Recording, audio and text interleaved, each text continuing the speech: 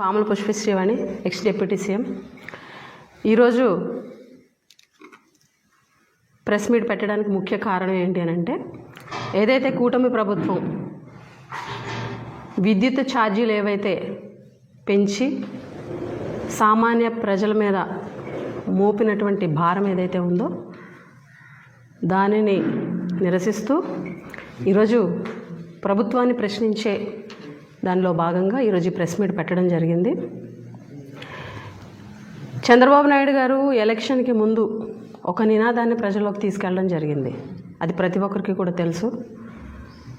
బాబు surety భవిష్యత్తుకి guarantee అనే ఒక నినాదాన్ని ప్రజల్లోకి తీసుకెళ్ళి ఆచరణ సాధ్యం కానటువంటి హామీలు ఎన్నో ఇచ్చి ఈరోజు అధికారంలోకి వచ్చిన తర్వాత ఆ బాబు ష్యూరిటీ భవిష్యత్తుకి గ్యారంటీ కాస్త బాబు ష్యూరిటీ బాధుడు గ్యారంటీ అన్న చందంగా ఈరోజు కూటమి ప్రభుత్వం ముందుకు వెళ్తుంది అనడంలో ఎటువంటి అతిశయోక్తి లేదు.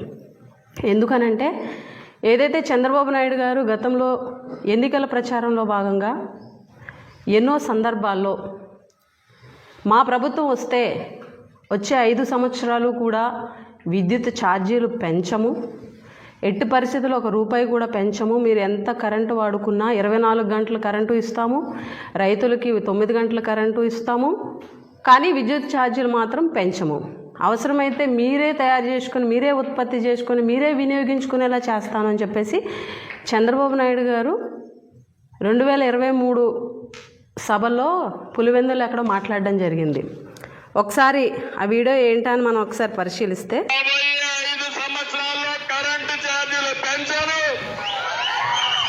మీరే కరెంట్ ఉత్పత్తి చేసే పరిస్థితి తీసుకొస్తా, మీరే వినియోగం చేసుకునే పరిస్థితి తీసుకొస్తా. అంటే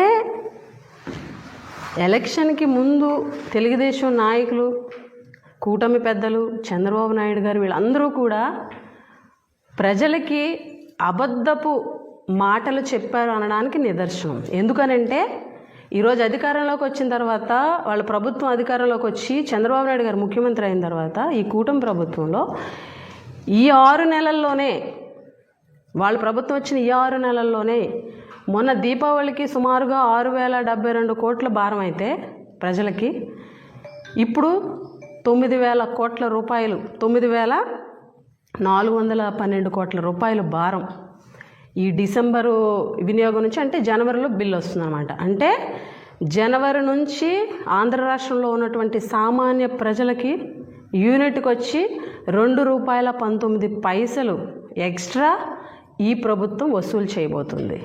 అంటే ఇచ్చిన మాట తప్పారు, మీరు చెప్పింది మోసమని కూడా ఈరోజు ప్రజలకు అర్థమయ్యే విధంగా మీ చర్యలు ఉన్నాయని చెప్పేసి ఈ సందర్భంగా తెలియజేస్తున్నాం.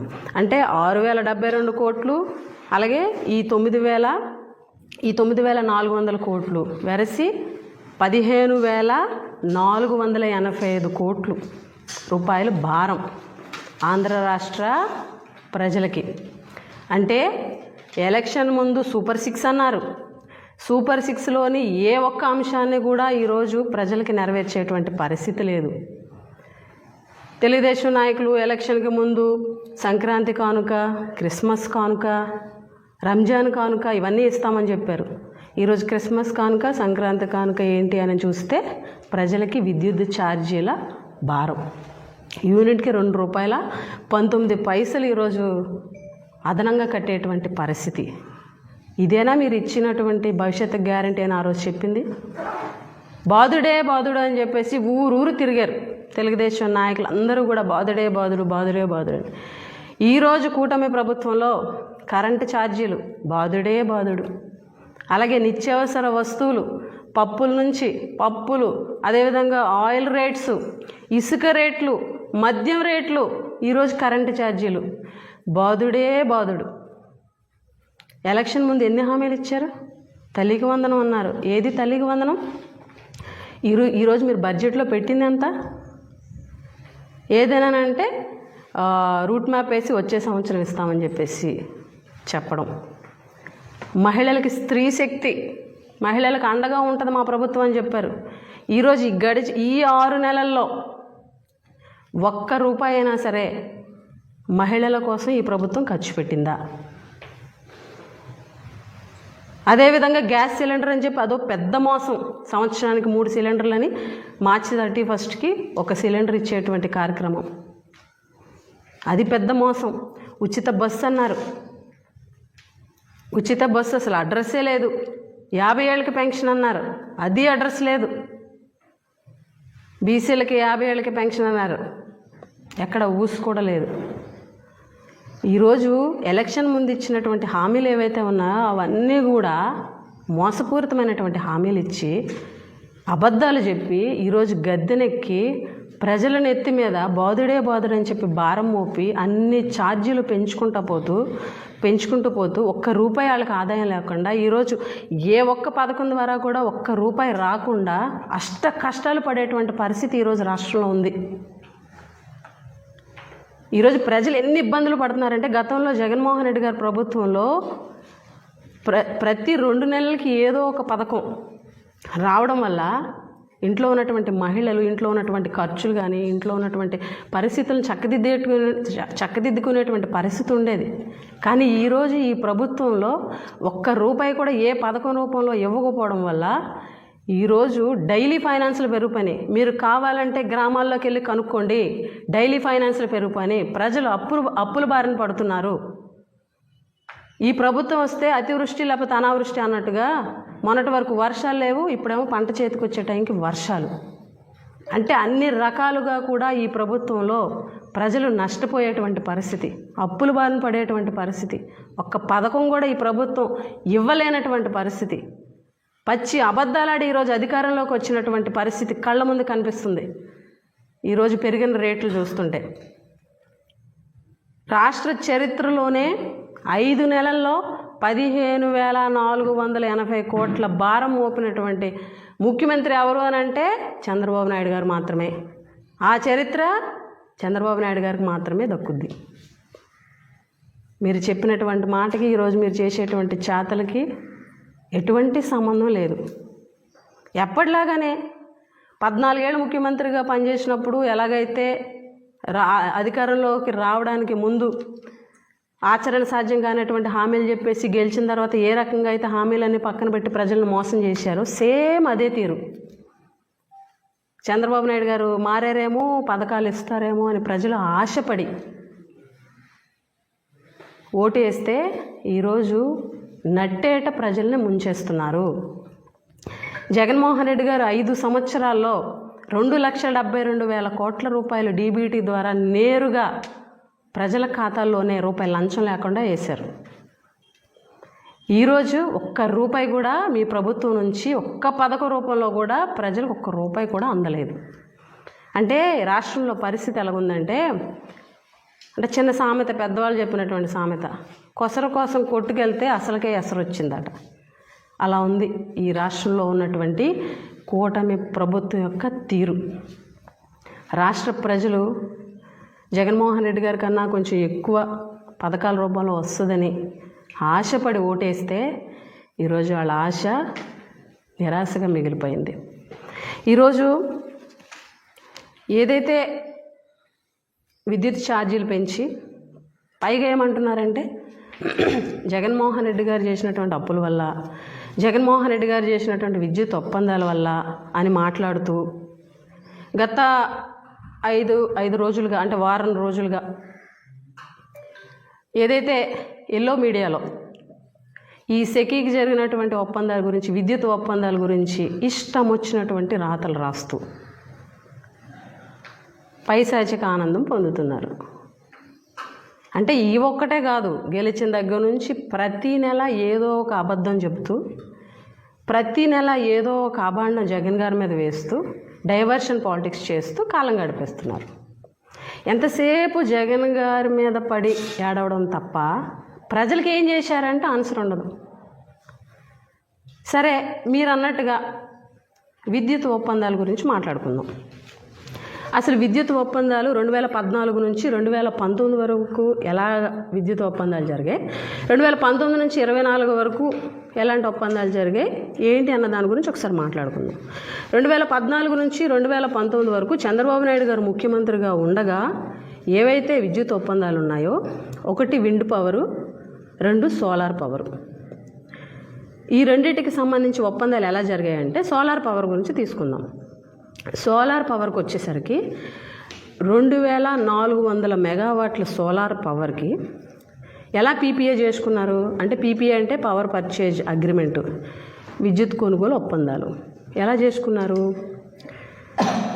సుమారుగా 35 పీపీఏలు చేసుకున్నారు. అంటే 35 విద్యుత్ ఒప్పందాలు చేసుకున్నారు. విండ్ పవర్కి వచ్చేసరికి 3484 మెగావాట్లు 133 పీపీఏలు చేసుకున్నారు. ఆ పీపీఏలు ఏ రకంగా చేసుకున్నారని మనం మాట్లాడుకుంటే, ఫస్ట్ విండ్ పవర్కి వద్దాం. 3484 వాట్ల విండ్ పవర్ అంటే 3484 మెగావాట్లు అంటే సుమారుగా 9000 మిలియన్ యూనిట్స్. ఒక్కొక్క యూనిట్ కాస్ట్ వచ్చి ₹4.84 చేసుకున్నారు. ఒక్కొక్క యూనిట్ కాస్ట్ వచ్చి ₹4.84. జగన్మోహన్ రెడ్డి గారు 2019 నుంచి 24లో సెకీతో చేసుకున్నటువంటి ఒప్పందం ప్రకారం యూనిట్ కాస్ట్ వచ్చి ₹2.49. అంటే ₹4.84కి చంద్రబాబు నాయుడు గారు ఒప్పందం చేసుకుంటే ₹2.49కి జగన్మోహన్ రెడ్డి గారు ఒప్పందం చేసుకున్నారు. అంటే జగన్మోహన్ రెడ్డి గారి కన్నా ₹2.35 ఎక్కువగా ఒప్పందం చేసుకున్నారు చంద్రబాబు నాయుడు గారు. అంటే 9000 మిలియన్ యూనిట్ల విండ్ పవర్కి ఎక్స్ట్రా ₹2.35 చొప్పున సంవత్సరానికి 2000 కోట్ల రూపాయల భారం ఆంధ్ర రాష్ట్ర ప్రభుత్వానికి. సంవత్సరానికి ఎంత? 2000 కోట్లు. అంటే ఈ ఒప్పందం ఎన్ని సంవత్సరాలు? 25 సంవత్సరాల ఒప్పందం. అంటే 25 సంవత్సరాలకి 50,000 కోట్ల రూపాయలు అదనపు భారం చంద్రబాబు నాయుడు గారు చేసుకున్నటువంటి ఒప్పందం వల్ల. జగన్మోహన్ రెడ్డి గారు ₹2.49 చేసుకుంటే వీళ్ళు ₹4.84 చేసుకున్నారు. ఇది విండ్ పవర్కి వచ్చేసరికి. సోలార్ పవర్ తీసుకుందాం. సోలార్ పవర్ వచ్చి 2400 మెగావాట్లు సోలార్ పవర్. 2400 మెగావాట్లు అని అంటే 4200 మిలియన్ యూనిట్లు. ఇక్కడ యూనిట్ కాస్ట్ వచ్చి ₹5.90 చేసుకున్నారు. అంటే జగన్మోహన్ రెడ్డి గారు చేసుకున్న ₹2.49తో పోలిస్తే ₹3.41 ఎక్స్ట్రా.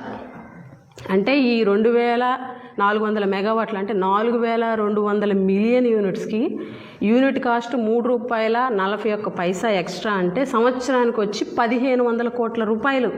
అంటే 25 ఒప్పందానికి 25 ఇంటూ 1500 చూస్తే 37,500 కోట్లు.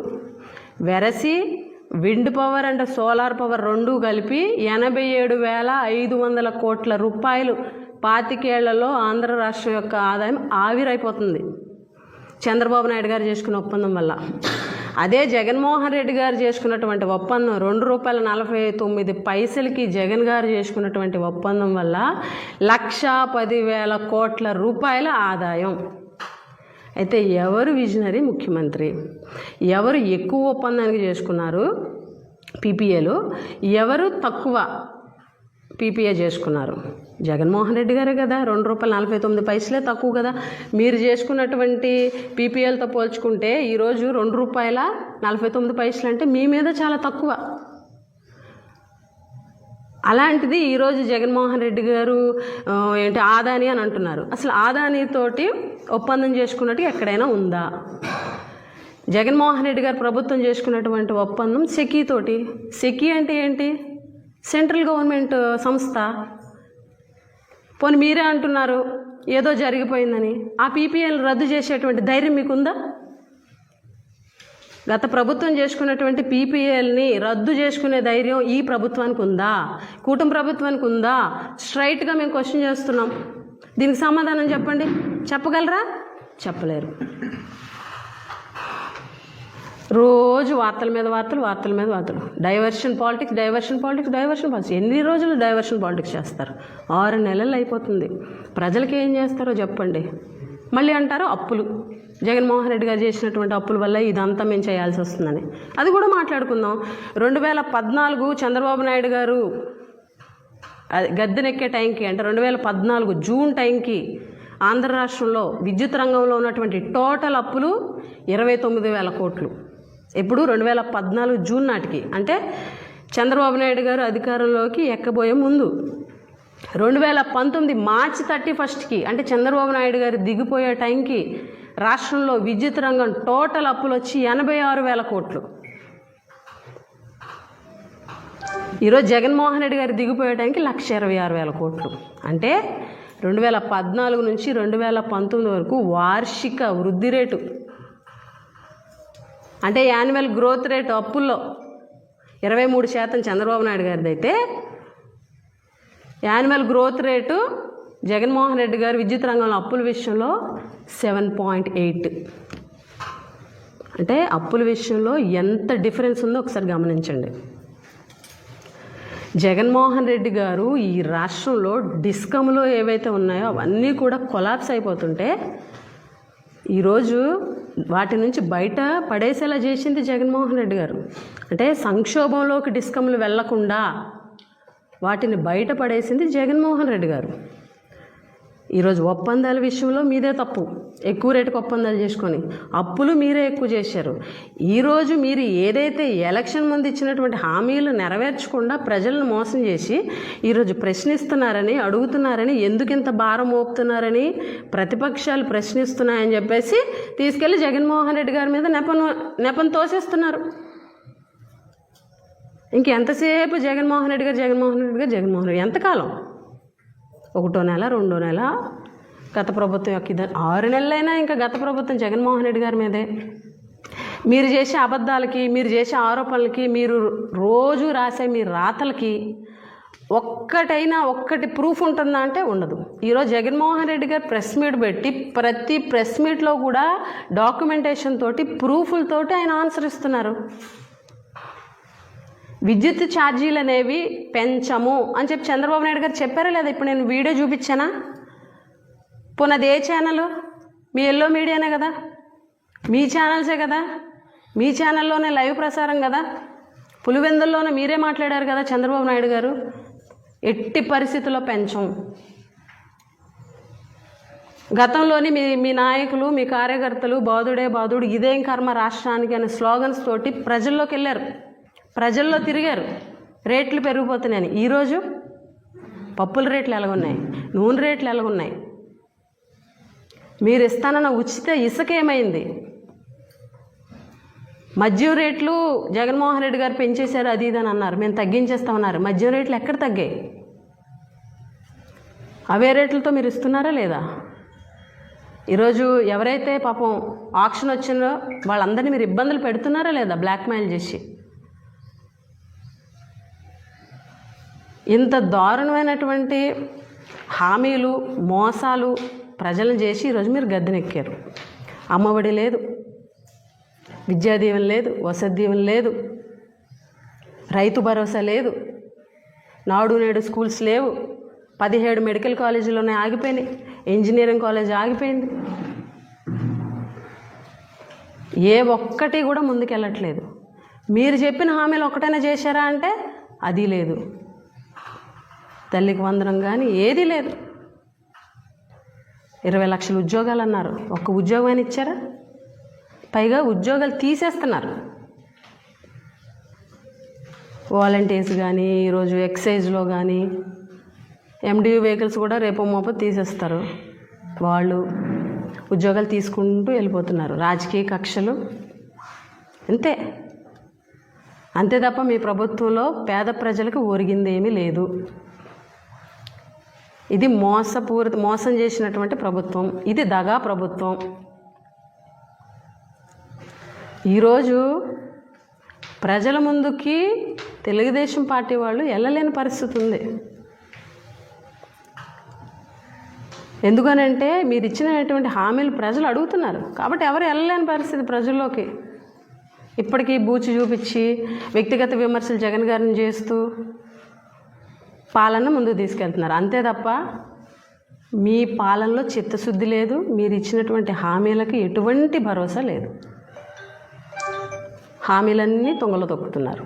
ఈరోజు ఏదైతే మీరు విద్యుత్ ఛార్జీలు ₹2.19 భారం మోపుతున్నారో దీన్ని వైఎస్ఆర్ కాంగ్రెస్ పార్టీ తీవ్రంగా ఖండిస్తుంది.